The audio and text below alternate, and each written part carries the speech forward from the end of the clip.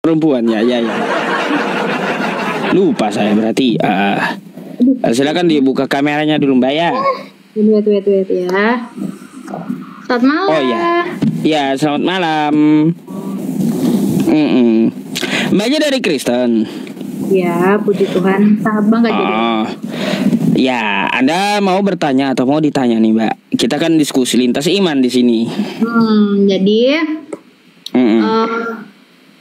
di sini aku hadir di live Abang Ucup ini, ya Abang Ucup pasti. Bukan berniat untuk berdebat. Halo? Bukan berniat untuk bukan mencoba untuk membuat Bang Ucup sepaham dengan saya, tapi aku mau menyampaikan apa yang aku tahu gitu. Terkait dengan tema ini, juru selamat yang tidak selamat. Sebenarnya aku mau naik dari berapa hari yang lalu, cuman terlalu malam, jadi aku tidak dinaikkan.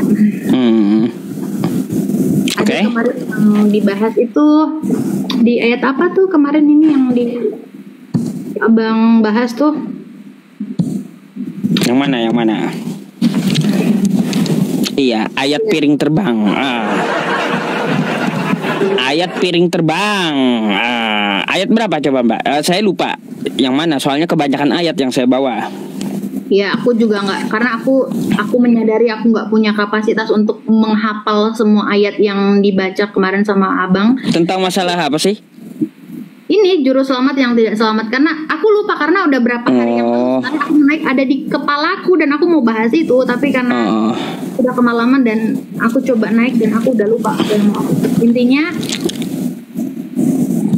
kemarin ada yang Abang bilang kemarin tentang pantaskah Tuhan itu dibunuh apa bahasanya gimana? Gini, itu pertanyaannya kayak gini. Pantaskah Tuhan kalah dengan ciptaannya? Pantaskah ciptaannya membunuh Tuhan? Ya, jadi menurut yang aku tahu, jadi jangan dipotong ya. Jadi aku menyampaikan ini bukan untuk Abang setuju, karena apapun yang aku katakan, apapun yang akan orang lain katakan yang lebih paham daripada aku, karena Abang akan bilang membingungkan, aku tahu Abang akan bilang muter-muter dan lain-lain sebagainya gitu. Jadi yang aku tahu sesuai dengan firman Tuhan bahwa di perjanjian lama segala sesuatu tentang itu sudah dibuatkan. Oke, saya dengar dulu. Coba gimana? Segala sesuatu tentang Yesus itu sudah dinubuatkan. Jadi, halo? Seperti contoh ayatnya? Abraham, dengar dulu. Abraham waktu dia mau mengorbankan anaknya tidak jadi karena ada Tuhan bicara sama dia, jangan kau apa-apakan anak itu. Karena aku akan menyediakan korban untuk dia sendiri gitu. Lalu? Begitu. Nah, oleh sebab itulah dinubuatkan. Aku lupa ya di ayat mana. Kemarin aku ada dapat ayatnya. Di mana tuh sayang? Iya. Jadi coba carikan dulu ayatnya biar puas. Di mana? Nubuatan Yesus di perjanjian lama. Ayo. Saya mau dengar gitu. Baru dengar saya. Soalnya kosakata Yesus aja di perjanjian lama itu nggak ada satupun saya temui. Tapi ciri-cirinya merujuk kepada Yesus. Baik. Yang mana tuh? Coba kita bahas. Silakan. Yesaya. Dalam Yesaya 9. 9, 5 dan 6 kayak gitu.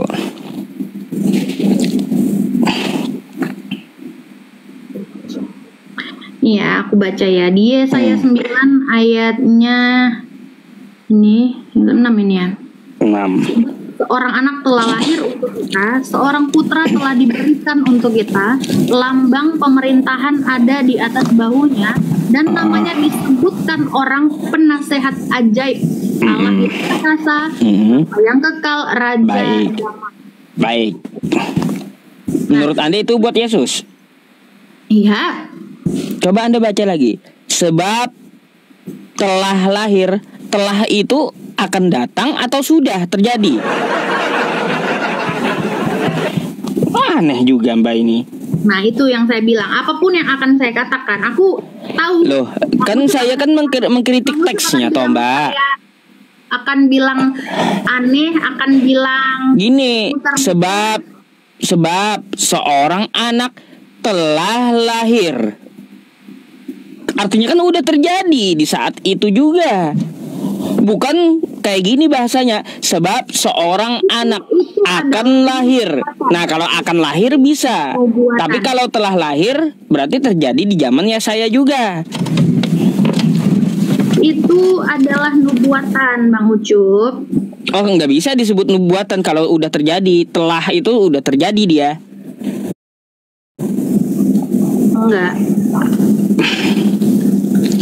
Sebab itu seorang anak telah lahir. Jadi keyakinan kami Bang Ucup. Makanya apapun yang akan saya katakan di live ini akan selalu dibantah. Oke.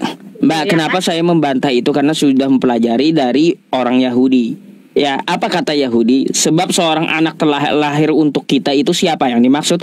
Itu adalah Raja Hizkia. Apa arti Hizkia? Hizkia adalah Allah menyertai kita. Itu maksudnya. Bukan untuk Yesus. Raja Hizkia di zaman itu telah lahir dia. Nih. Abang Ucup, di mana dalilnya Hizkia? Bentar.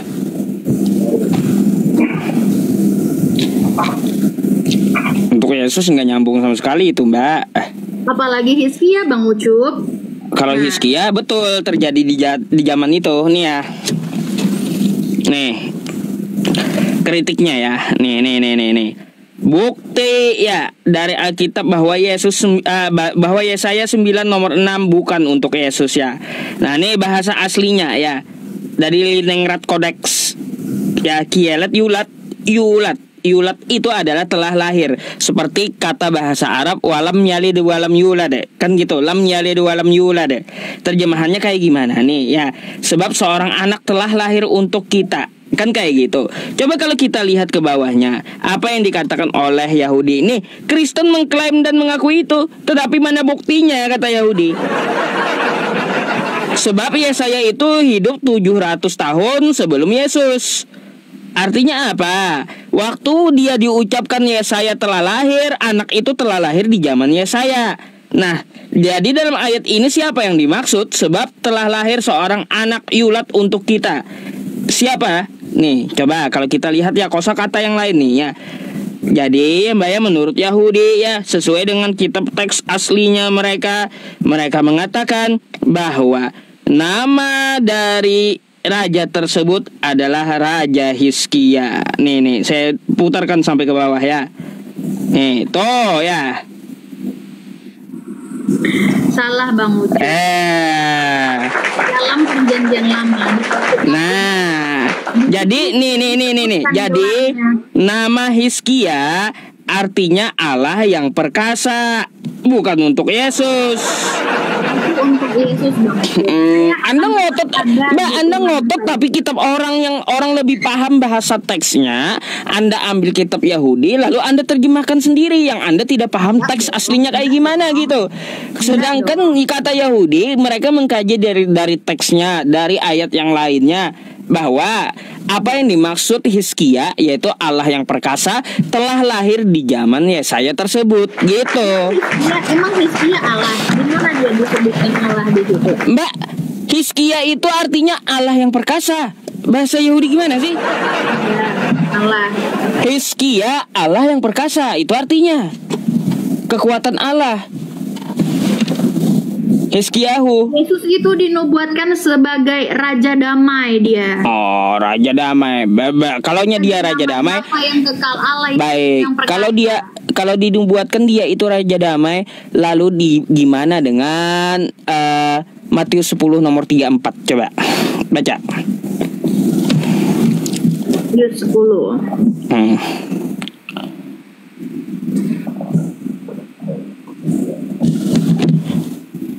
Apa kata Yesus di situ? Bacain, nyaring-nyaring kalau Yesus bawa damai. Bagaimana Yesus membawa pemimpin? Saya nggak bisa mengikuti ayat ini begitu aja, Bang Ucup? Nah, kan kata Anda Yesus bawa damai. Faktanya Yesus bantah dia bukan bawa damai ya. Nih. Dong, Abang Ucup lari kemana-mana. Jangan kamu menyangka bahwa aku datang untuk membawa damai. Udah salah mbaknya berarti.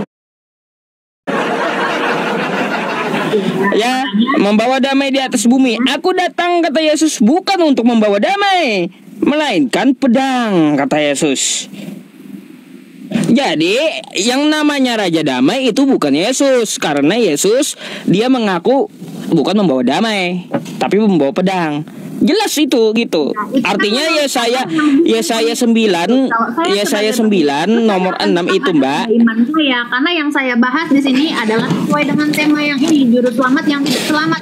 Iya, yang saya bahas tadi Yesaya 9 nomor 6 tadi, yang Anda sampaikan kepada saya, kan terbantah semua gitu. Itu untuk Yesus, nggak bisa dijadikan dasar bahwa apa? Bahwa Yesaya 9 nomor 6 itu ditujukan untuk Yesus. Apa yang Abang baca tadi di Matius 10, kata pedang di situ bukan berarti itu kekerasan fisik, tetapi lebih kepada perpecahan dan apa nih? Ya tetap aja mau diartikan apapun, pedangnya Yesus ngakunya nggak bawa damai, Mbak. Gimana sih? Mau dia bawa pisau kayak, mau bawa kapak kayak, tetap aja dia nggak bawa damai. Tapi jangan kita mengartikan firman Tuhan itu sesuai dengan logika kita, Bang Ucup. Bukan logika, saya membacakan yang tertulis, tapi Anda mau nambah-nambahin. Kitab orang aja mau Anda obok-obok sendiri gitu. Gimana sih? Udah dibilang seharusnya kan tadi saya menampilkan kepada Anda dari teks aslinya, kajian dari Yahudi, Leningrad Codex gitu. Yang dimaksud Yesaya 9 nomor 6 telah terjadi di zaman Yesaya 700 sebelum Yesus itu lahir, 700 tahun sebelum Yesus itu lahir gitu. Telah lahir seorang anak yang namanya Allah yang perkasa, Hizkiyahu namanya. Bang terlalu jauh, kita kan bahas sesuai dengan tema ini. Kenapa Anda bawa saya ke Yesaya juga?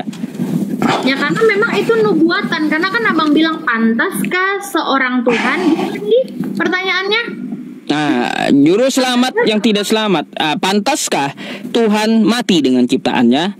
Pantaskah ciptaannya mengalahkan Tuhan? Karena memang itu sudah dinubuatkan, dia memang harus mati. Di mana dinubuatkan? Mental, Mbak. Nubuatannya di mana? Yesaya 9 nomor 6 sudah dibuktikan bukan untuk Yesus. Seperti Abraham dulu, di zaman dulu di perjanjian lama, untuk menghapus dosa harus ada korban, harus ada korban. Ada korbannya manusia.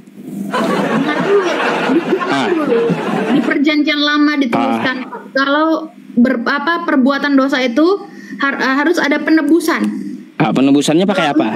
Melalui korban. Itulah yang dilakukan sama Abraham waktu itu. Abraham pakai apa dia berkorban? Anaknya sendiri, Ishak. Aduh, ngaco. Dia diuji. Lanjut. Apa lagi? Abraham waktu itu diuji. Abraham waktu itu diuji. Nah, habis itu? Akhirnya ada suara yang bilang, atau apa-apakan anak itu. Udah, lalu lanjut. Karena aku akan menyediakan korban bagi diriku sendiri.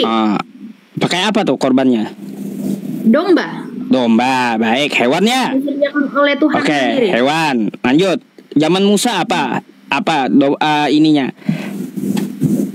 Bahannya apa? Korban tebusan itu.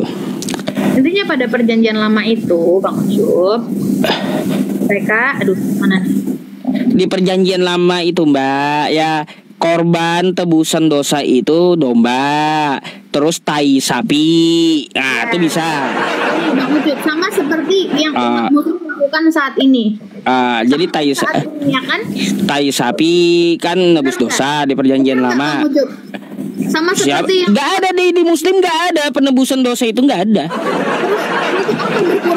Apa bahasanya berkorban? Berkorban itu perintah Allah, karena perintah mengikuti milah Abraham. Apa itu? Ya itu berkorban. Ya, Abraham kan berkorban untuk Berkurban apa? Berkurban itu adalah mengikuti salah satu yang diperintahkan Allah kepada Abraham. Ah, gitu. apa kurbannya? Untuk apa korbannya? Untuk dibagikan kepada fakir miskin. Gimana sih? Untuk sedekah. Kagak ada korbannya ditumbalin Tuhan di situ, nggak ada. Nah, gitu. Jadi Mbak dulu itu ya Abraham pakai domba. Terus Nabi Musa di zaman para nabi nggak ada pakai manusia, adanya pakai tai sapi. Terus ada pakai bara. Itu korban tebusan dosa. Berkurban untuk itu, Bang Ucup. Nah, sekarang kita cari. Dosa. Baik, kita cari di mana dinubuatkan menebus dosa pakai kurban darah manusia. Itulah yang Abraham lakukan waktu itu. Dan Itu ini domba. Bukan manusia yang saya cari di mana Tuhan menyatakan bahwa Dia akan menebus dosa dengan darah manusia. menggenapi segala nubuatan di perjanjian Iya, lama. di mana nubuatannya, Mbak? Itu yang saya tanya. Apakah di perjanjian lama di zaman Abraham atau zaman Musa atau zaman nabi lainnya bahwa Tuhan berkata, akan datang anakku menebus dosa memakai darahnya? Mana kayak gitu?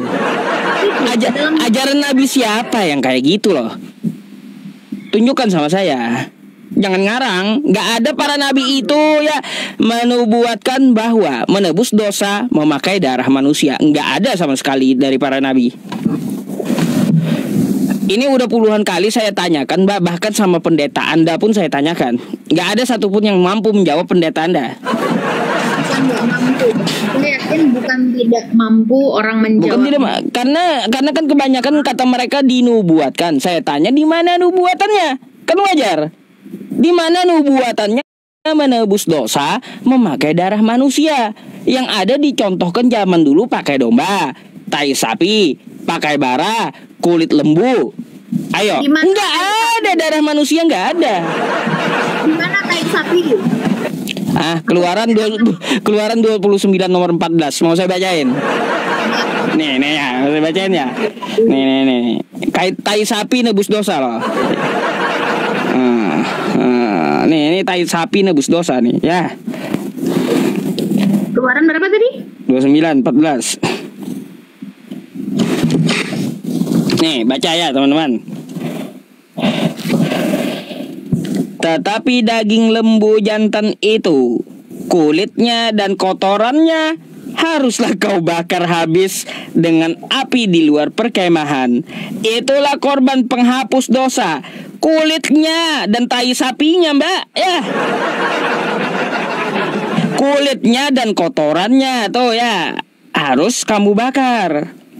Jadi yang dibakar ini kulitnya dan kotorannya, kulitnya dan kotorannya harus dibakar. Jadi tainya harus dibakar gitu. Jangan dipisahkan, Bang Ucup. Udah dibilang juga nggak ada Mbak Krisna ya. Di Kristen di ajaran para nabi itu mengajarkan untuk menebus dosa pakai darah manusia. Nggak ada. Makanya saya bilang yang ada pakai domba, pakai kulit hewan, pakai tai sapi, ada, pakai bara pun ada, sama. Itu menurut Bang Ucup ya? Bukan menurut saya, menurut Bible Anda. Enggak ada, ini bukan menurut saya, ini menurut Bible Anda. Menurut Bible Anda, saya hanya baca kulit sapi dan kulitnya ya dan kotorannya itu nebus dosa. Menurut Bible Anda, bukan menurut saya. Ngapain menurut saya? Tapi Bang Ucup salah menafsirkannya. Siapa yang nafsir? Dari tadi saya baca loh, nggak ada nafsir. Mbak, dari tadi saya baca nih ya. Tetapi daging lembu jantan itu, nih baca saya ya. Kulitnya dan kotorannya haruslah kau bakar habis dengan api di luar perkemahan. Itulah korban penghapus dosa. Kulitnya dan tainya dibakar gitu. Itu sebagai korban penghapus dosa, penembus dosa. Nggak ada saya terjemahannya itu saya pelintir atau saya tafsir, nggak ada, Mbak. Intinya Bang Ucup, sekali lagi saya bilang di sini saya bukan mau berdebat atau apapun itu, karena apapun yang akan saya katakan Bang Ucup tetap akan bilang campung, muter-muter segala macam gitu. Masalahnya Anda sendiri yang membantah Bible Anda, mau macam mana saya? Iya, kitab Anda sendiri aja Anda bantah, apalagi saya. Kan gitu. Gimana saya bantah? Tadi kan saya bilang tai sapi yang hapus dosa kayak gimana? Itu kan tertulis di Bible. Oke lah, itu zaman dulu. Tapi kan itu nggak layak untuk menghapus dosa begitu, Bang Ucup. Logika sederhananya aja kayak gitu. Ya, itu kan artinya gini, contoh-contoh terdahulu. Yesus datang ke dunia untuk menghapus dosa kami. Darahnya mahal. Sekarang itu. Ada nggak orang yang mau berkorban? Gini Mbak, ya. Gini, kalaunya ada ya di perjanjian lama nubuatannya darah Yesus itu mahal, darahnya untuk menebus dosa manusia. Di mana nubuatannya menebus dosa pakai darah manusia? Di mana?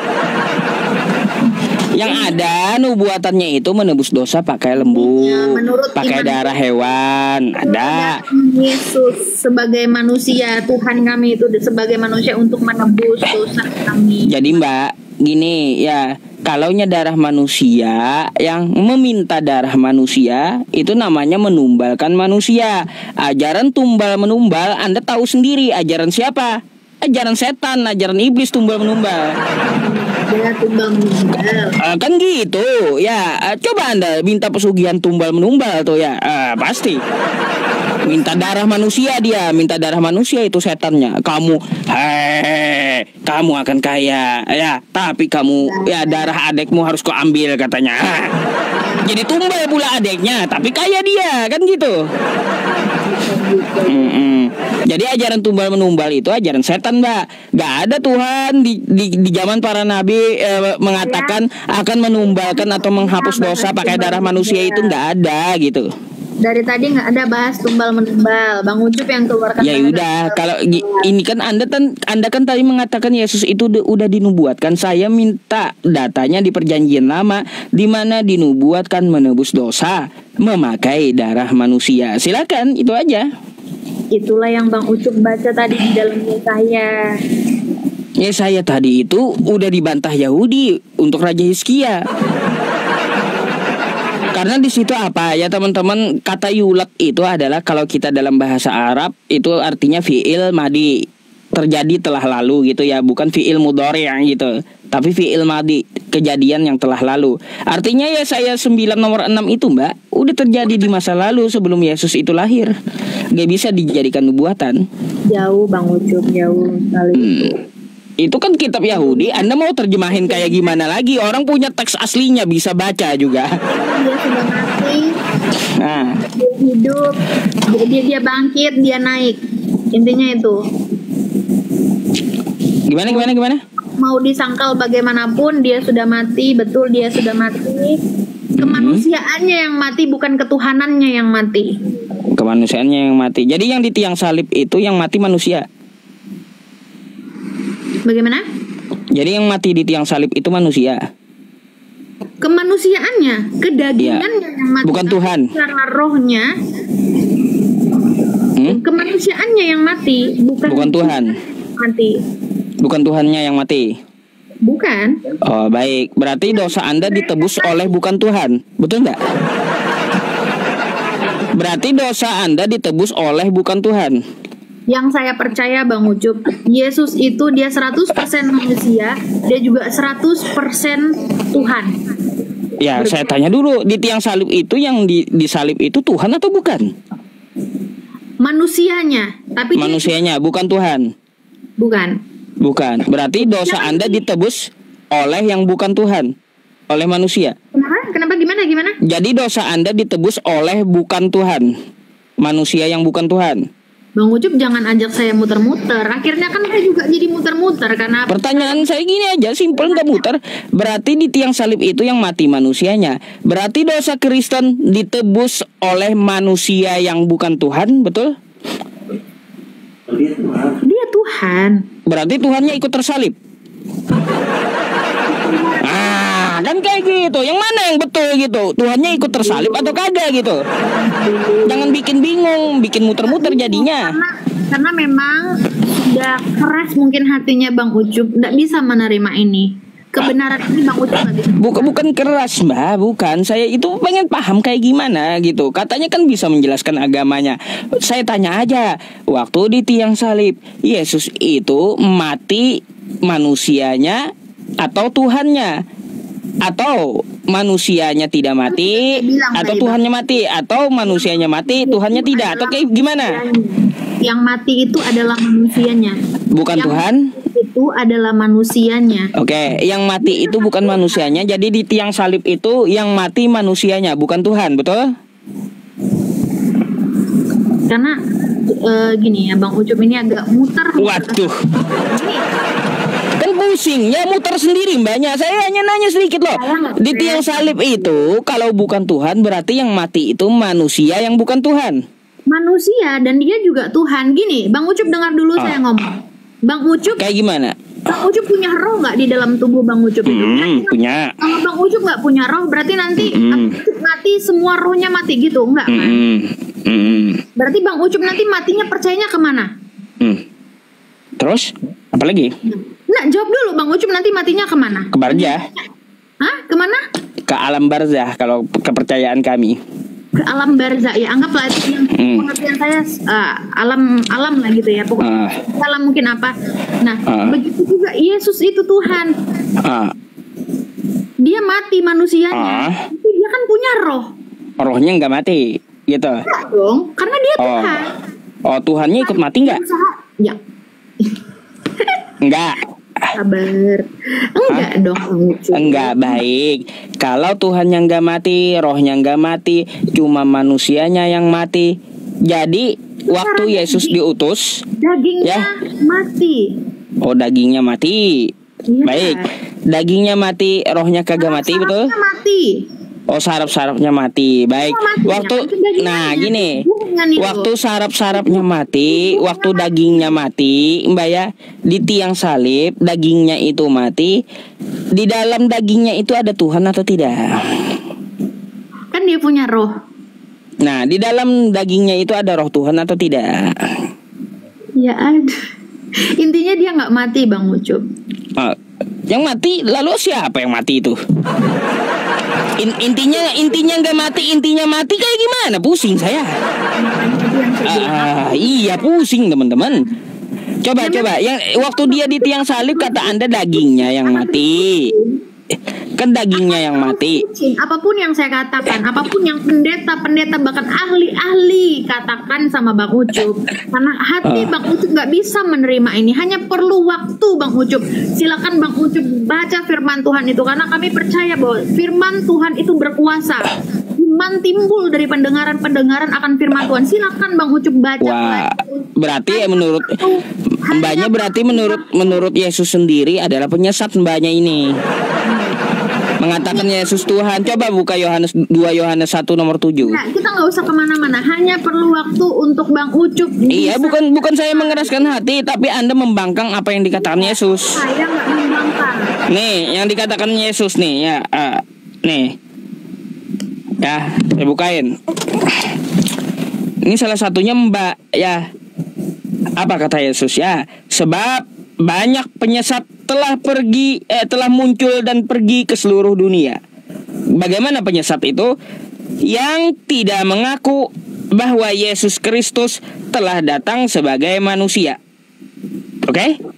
Itu yang kemarin Bang Ucup, saya rasa itu sudah sangat jelas dijelaskan kemarin. Kita kembali lagi ke ayat itu berarti kan? Ya iya. Bang Ucup ada nggak di sini diakui sebagai Tuhan, ada nggak? Coba baca di ayat yang ke-8 itu dikatakan apa? Waspadalah. Iya, waspadalah, kamu jangan kehilangan apa yang telah kami kerjakan itu supaya kamu mendapat upah sepenuhnya. Betul. Jadi mengakui Yesus sebagai Tuhan ini adalah penyesat, ya. Karena di sini Yesus mengatakan bahwa Yesus Kristus telah datang sebagai manusia, bukan telah datang sebagai Tuhan dan manusia, bukan. Sebagai manusia seluruh dunia yang tidak mengaku, Bang Ucup, yang tidak mengaku bahwa Yesus Kristus telah datang. Berarti penyesat itu siapa? Jadi kita harus ngakuin Yesus itu manusia kan? penyesat telah datang, muncul pergi ke seluruh dunia. Iya, garis bawahi yang tidak ya, tidak mengaku Yesus adalah manusia, oke? Nah, mereka itulah yang disebutkan penyesat. Nah, sekarang saya tanya, apakah Anda mengakui Yesus itu manusia? Ya, dia manusia. Manusia, bukan Tuhannya.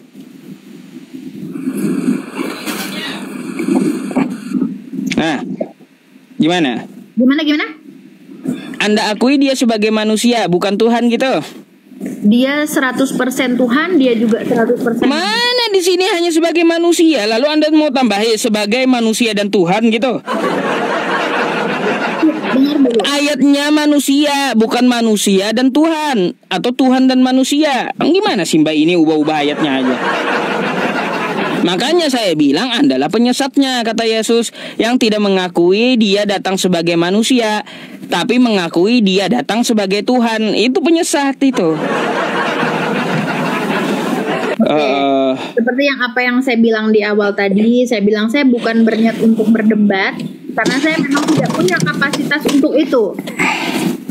Karena apapun yang dikatakan, seperti Bang Ucup bilang, pendeta-pendeta sudah naik ke sini untuk menjelaskan dengan segala kemampuan mereka, tetap akan Bang Ucup tolak itu. Karena memang akan tetap muter. Jadi yang saya percaya adalah tunggu waktu aja untuk Bang Ucup dan teman-teman yang lain ini yang berkomentar di bawah untuk bisa menerima keselamatan itu.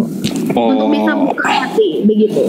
Mbak, baik, saya akan terima ya kalau Yesus berkata jadilah Kristen. Mana coba? Bisa saya terima gitu. Satu aja yang saya tanya, Yesus memerintahkan, hai manusia, masuklah kamu menjadi Kristen. Ada. Itu aja kalau ada. Intinya apapun itu, sekali lagi aku gak bosan-bosan untuk bilang hanya perlu waktu. Jadi saya juga kasih pesan sama Mbak, hanya perlu waktu. Nanti Mbak tunggu diusir Yesus gitu aja, karena telah menuhankan dia. Coba Anda baca Matius tuh ya. Tunggu waktu aja, nanti Anda diusir Yesus karena Anda telah menuhankan Yesus. Mau saya bacakan emang? Silakan baca. Aja. Ini ya, saya bacakan. Kemudian mengartikan. Nah, Mbak, saya tanya satu-satu ya nanti ya. Pada hari terakhir, banyak orang yang akan berseru kepadaku, Tuhan, Tuhan. Sampai sini dulu. Ya. Agama apa yang menyebut Yesus Tuhan? Semua orang menyebut Kristen. Enggak, saya enggak. Enggak. Umat Islam enggak ada yang menyebut Yesus itu Tuhan. Jadi agamanya apa ini? Ya, anggaplah Kristen. Kristen, baik ya. Bukankah kami bernubuat demi namamu dan mengusir setan demi namamu dan mengadakan banyak mukjizat demi namamu juga?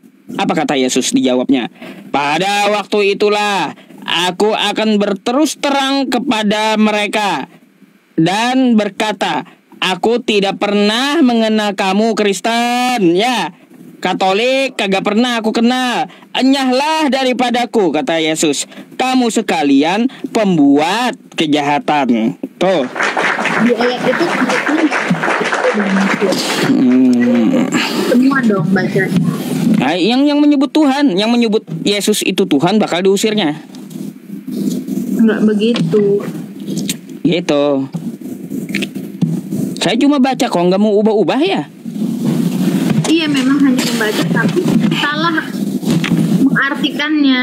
Tuh, itu udah bahasa Indonesia loh Mbak. Kok susah mengartikannya? Ngaco Mbak ini. Udah bahasa Indonesia gampang, kita belajar bahasa Indonesia pun anak SD paham itu kosakatanya.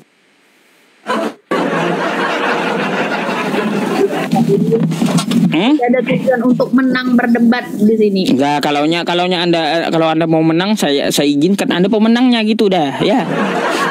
Bukan debat itu bukan kalah menang, enggak ada. Tapi mikir atau mau mikir atau enggak gitu yang disampaikan oleh lawan debatnya. Iya. Nah itu. Jadi kalaunya sama saya, kalaunya kau cari menang atau kalah, udah saya nyerah duluan, kaulah yang menang kan gitu ya. Gitu aja. Bisa berpikir gitu. Ya kita kan diskusi loh Mbak. Saya kan dari tadi tampilkan ayat yang sesuai yang saya katakan gitu. Satu lagi. Apa tuh? Anggaplah ini sudah selesai. Saya tidak. Ya, anggaplah yang lain mungkin berpikir ilokala, ngeyel apa segala macam. Dan saya mau nanya satu lagi nih. Kemarin Bang Ucup bilang, siapa yang melihat Yesus itu naik ke surga? Emang ada orang pernah naik ke surga? Emang ada yang lihat pakai teropong ke surga gitu? Nah itu gimana tuh? Gimana tuh maksudnya tuh Abang Ucup ngomong kayak gitu? Nah makanya saya pun nanya gitu. Saya bingung kayak gini Mbak. Ada 500 orang, 500 pasang mata katanya ya, melihat Yesus naik ke surga. Kan gitu. Bahasanya kayak gitu. Saya pikir ini 500 orang bisa lihat Yesus naik ke surga, mereka pakai teropong apa gitu loh. Berarti menurut Bang Ucup nggak ada manusia yang bisa melihat surga. Mana ada? Oke, nggak ada yang bisa melihat surga ya? Begitu. Tapi waktu itu mereka melihat naik gitu kan? Naik gitu. Iya, Yesus naik ke surga. Kok bisa lihat surga orang ini? Oke, kalau saya tanya, yang pernah saya dengar orang Muslim, kalau terutama yang laki-laki, kalau masuk surga ada apa tuh? Bidadari. Bidadari. Emang ada yang pernah lihat itu? Belum, itu kan cuma gambaran. Wajar kalau memang aku nggak tahu, kalau memang itu hanya gambaran Mbak, ya hanya gambaran keindahan, hanya gambaran. Sebenarnya kalau yang surga itu tidak terbesit di pikiran kita kayak gimana gitu. Sebenarnya itu hanyalah sebuah gambaran gitu. Nah kalau kita mendetilkan isinya pernah melihat, jelas nggak ada yang pernah. Ya sama dong. Nah itu masalahnya kayak gitu. Bidadari itu bentuknya kayak gimana, kan dijelaskan di Quran. Isi surga seperti apa dijelaskan oleh Allah di Al-Quran gitu.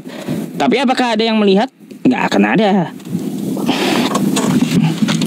Karena dari bahasanya aja apa? Jannah, sesuatu yang tersembunyi gitu. Bang. Jumlahnya kok bisa tahu? Kalau memang hanya gambaran kok bisa tahu jumlahnya? Ya namanya pemilik surga yang bikin kayak gimana? Kalau pemilik surganya yang bikin pasti tahu isinya apa, kan kayak gitu. Kalau saya bikin rumah, ya saya yang tahu apa aja pondasi rumah saya, bahannya apa aja, saya yang tahu gitu. Gimana tuh? Itu siapa yang ngomong kayak gitu? 72? Kalau 72 itu cuma di hadis ya. Di hadis. Jadi ya kita akan diberikan pelayan 70 bidadari di surga. Lalu ditambah istri kita. Artinya istri kita dilayani, diratukan oleh para bidadari. Kalau kita punya istri ngapain ya melihat bidadari? Karena nggak bakal laku itu bidadari. Kenapa? Karena seorang wanita yang beriman. Ini kan kita diskusi. Wajar ya kalau misalkan aku nanya. Kalau ya nggak apa-apa. Gitu, jadi gini Mbak, perbandingannya kayak gini. Jadi gini, perbandingannya kayak gini. Di dunia antara boleh poligami, boleh banyak antara istri. Gini Mbak, belum selesai. Jadi Mbak, gitu. halo, cek. Jangan nge-lag dong. Cek. Aku masih ada di sini. Cek. Nge-lag ya teman-teman. Tes. Berarti nggak usah masuk surga Bang. Tes. Jelas ada nggak suara saya? Ada. Suaranya. Baik Mbak. Nah jadi kayak gini ya. Nanti di surga itu ada 70 bidadari ya. Habis itu ada istri kita. Istri kita ini jadi ratunya bidadari. Kalau sudah ada istri kita, mata bidadari itu nggak ada apa-apanya dengan istri kita gitu. Nggak akan ya laki-laki yang bersuami lihat-lihat bidadari lagi, karena istrinya sendiri itu jauh bedanya keindahannya daripada bidadari ya. Jadi bidadari itu ya bentar. Jadi bidadari itu disediakan oleh Allah Subhanahu wa taala bagi pemuda muslim yang dia berjihad di jalan Allah tapi belum sempat menikah. Tapi yang kalau udah menikah ya bawa istrinya. Nah kayak gini Mbak, kayak gini sebenarnya di dalam gini saya mau mirroring sedikit ya. Sebenarnya di tempat kami itu 70 kurang, Mbak. Coba kalau di Kristen, janji Yesus langsung 100 loh. Istrinya langsung 100 kalau janji Yesus. Mau ayatnya? Coba. Baik. Saya bukakan dulu ya. Di laptop aja nih. Intinya kalau menurut aku, kalau memang di surga nanti disediakan bidadari, ya udah nggak usah masuk surga, di dunia juga bisa kok. Punya banyak istri bisa kan, bisa poligami. Kenapa sewot dengan poligami coba? Nggak apa-apa, karena aku menyampaikan sebagai seorang perempuan. Kalau misalkan di poligami aku nggak mau gitu. Kalau misalkannya aku muslim, misalkannya. Kalau bukan karena poligami, Tuhan Anda nggak ada, Mbak. Nggak ada. Tuhan Anda itu hasil dari poligami loh. Ya, nanti kita bahas itu. Nih ya, Yesus menjanjikan 100 istri. Ya, coba kita lihat ya. Ini Matius 19 kok 24, 27.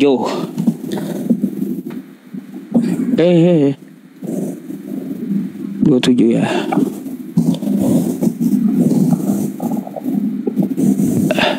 Matius apa bentar ya? Lukas, Markus atau Matius ya? Matius 19 berapa teman-teman? Saya lupa ayatnya. Markus 19:29 gitu kah? Bentar ya. Bentar Mbak ya. Nggak ada. Karena emang nggak ada Bang Ucup. Ada. Nah nih, Matius 19:29. Dari beberapa versi ya, di sini ada ya, banyak ya. Saya bacakan. Semuanya. Jadi baca nih. Dan setiap orang yang sudah meninggalkan rumah atau saudara laki-lakinya, saudara perempuannya, atau istrinya, ya nih istri ya, nih Mbak ya, ini istrinya atau ya anaknya dan ladangnya demi namaku, kata Yesus, ya dia akan menerima 100 kali lipat dan mewarisi hidup yang kekal. Jadi kalau meninggalkan Yesus, meninggalkan istrinya, ya Yesus akan kembalikan jadi 100 istrinya gitu ya. Ngarang itu artinya Bang. Ya itu. Jadi maksud saya itu gini Mbak. Kenapa saya mirror? Meninggalkan rumahnya, saudaranya laki-laki atau saudaranya perempuan, bapak atau ibunya, anak-anak atau ladangnya akan menerima kembali 100 kali lipat dan akan memperoleh hidup yang kekal. Iya. Memperoleh istri. Iya, memperoleh 100 kali lipat. Ya, kan gitu. Bukan cuma mewarisi hidup, tapi mewarisi 100 kali lipat. Ya. Gitu. Bukan istri, Bang. Apa? Di situ ada kosakata istri itu. Hidup yang kekal, Bang Ucu. Iya, yang dibalas 100 kali waktu di penghidupan yang kekal apa tuh? Maksudnya? Ya iya, yang dikatakan Yesus ya, ia akan membalas 100 kali lipat. Nah, di situ nggak ada dibilang memperoleh istri yang 100 kali lipat, nggak ada. Itu berarti salah Yesus ya? Ini perkataan Yesus loh ya. Kalau Anda ya meninggalkan anak, istri dan orang tua. Di situ konteksnya bukan berbicara istri orang meninggalkan. Aduh, coba dibaca ya, dibaca. Abang perempuan terus sih. Ya. Itu ayat mana itu? Itu Google itu, buka Alkitab. Ini apa ini? Ayat apa ini? Enggak. Ini ayat apa ini? Ini ayat apa ini? Alkitab yang beneran, yang beneran. Itu enggak, itu salah. Berarti Alkitab ini Anda salahkan. Itu Google ini. Kitab Anda aja yang benar gitu. Google. Mana dari Google? Ini dari Alkitab Sabda loh. Nggak. Alkitab Sabda. Alkitab Sabda. Kok Google? Ini dari lembaga Anda. Gimana sih? bukan cuma buku Anda yang ada di situ yang betul. Ini dari lembaga Anda loh, lembaga yang sah. Bang Ucup 100 kali lipat istri. Apa yang dikatakan oleh lembaga yang sah ini? Ada orang Kan beberapa tuh. Saya nggak bohong, Mbak. Anda nanti bisa cari gitu. Nggak ada, Bang Ucup, nggak ada. Di sini Bang adalah Ucup istri. itu salah. Di sini istri, ya, dia akan membalasnya 100 kali lipat gitu. Terus gini. Kayak gimana? Dua kata itu salah. Itu nggak benar. Oh, salah Bibelnya ya. Oke, nggak apa-apa teman-teman ya. Kalau dia katakan, dia nyatakan Bibelnya salah, ya nggak apa-apa dah. Ya udah, lanjut aja. Oke, lanjut yang tadi Bang Ucup belum jawab. Tadi hadis yang menuliskan 70 bidadari itu siapa yang nulis? Apanya? Gimana? Maksudnya siapa yang menulis apa?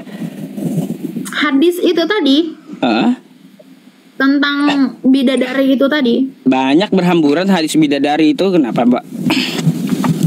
Iya, maksud aku kan Bang Ucup bilang di mana gambaran, di mana di situ dituliskan gambaran di hadis. Aku mau lihat, kan aku mau tahu. Ini kan kita diskusi Bang Ucup. Oh, kalau gambaran banyak di Al-Quran, kayak gimana?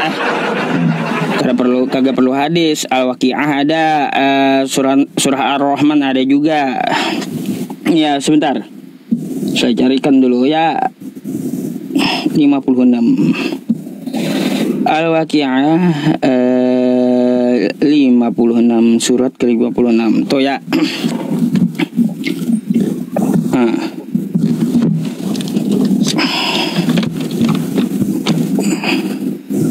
Nah, nih ya. Nih. Ala sururim maudunah. Mereka berada di atas dipan yang bertahtakan emas permata. Terus seraya bertelekan di atasnya berhadap-hadapan. Mereka dikelilingi oleh anak-anak muda yang tetap muda dan membawa gelas cerek, sloki dan yang lain-lainnya. Mereka tidak pening karenanya. Ini gambarannya, buah-buah juga ada ya. Dari apa yang mereka makan, daging burung juga ada, apa yang mereka inginkan, kan kayak gitu. Nah, di dalam surga itu ada bidadari yang bermata jeli, oke? Nah, terus laksana mutiara yang tersimpan baik. Sebagai balasan bagi apa yang telah mereka kerjakan, mereka tidak mendengar di dalamnya perkataan yang sia-sia dan tidak pula perkataan yang menimbulkan dosa. Akan tetapi mereka mendengar ucapan salam. Jadi kalau untuk masalah cuplikan itu gambaran, Mbak ya. Dinamakan gambaran-gambaran, ada buah apa yang kita makan, bisa di situ ada gitu. Hanya terkait gambaran, tapi sebenarnya surga itu lebih dari itu gitu. Ya, oke, bisa. Kalau saya nggak heran gitu. Dari beberapa yang saya lihat dari ceramah-ceramahnya tidak menyebutkan itu sebagai sebuah gambaran, tapi pasti. Apanya? Yaitu. Pasti apa? Bidadari itu. Oh, kalaunya untuk masalah masuk surga, apakah memang betul ada surga? Itu pasti gitu. Mungkin salah dengar Anda. Enggak sih. Mbak, gimana kalau di surga Anda? Kok ada perang naga sih? Saya mau tanya dulu dong sama anak, kenapa ada perang naga di surga Anda? Ini Bang Ucup. Apa yang Bang Ucup mungkin baca, aku nggak akan mau coba untuk mendebati hal itu, karena memang ya aku dengan rendah hati dan jujur bilang aku nggak begitu mengerti, bukan nggak begitu mengerti, nggak begitu apa dibilang, nggak begitu paham untuk menjelaskan maksudnya gitu. Nih Mbak, tutup Anda ya, saya bukakan di HP lagi. Naga dikalahkan, maka timbullah peperangan di sorga. Mikael dan malaikat-malaikatnya berperang melawan naga, dan naga itu dibantu oleh malaikat-malaikatnya. Ada perang, Mbak ya. Beda kali dengan surga kami gitu. Surga kami ada ada ketenangan, kedamaian, buah, makanan, ya, kenikmatan. Di surga Kristen ada perang naga. Waduh, nanti mbaknya disembur naga pula hangus nanti ya. Nggak apa-apa Bang Ucup, karena memang aku sekali lagi menyadari aku nggak punya kapasitas berlebih untuk menjelaskan isi dari firman Tuhan yang Bang Ucup baca, karena memang buku hati yang terbuka untuk bisa menerima kebenaran itu, segala sesuatu yang dikerjakan, karena ya kalau kita mau berdebat kita nggak akan ada habisnya kan, setuju nggak? Iya. Tetap ada pada iman saya, Bang Ucup tetap ada iman Bang Ucup. Jadi nggak ada ini nih, nggak ada jawaban dari perang naga. Ya karena kan memang aku tidak punya kapasitas untuk menjelaskan itu, aku bilang Bang Ucup. Iya. Kristen memang diajarkan untuk rendah hati. Aku rendah hati. Aku mengimani apa yang aku percaya melalui firman Tuhan yang aku dengar setiap hari.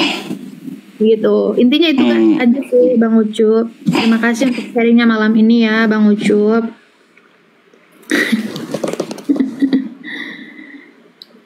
Gitu aja. Oke. Thank you ya. Semoga menjadi bahan edukasi untuk kita ya. Oke. Thank you. Selamat malam Mbak Krisna.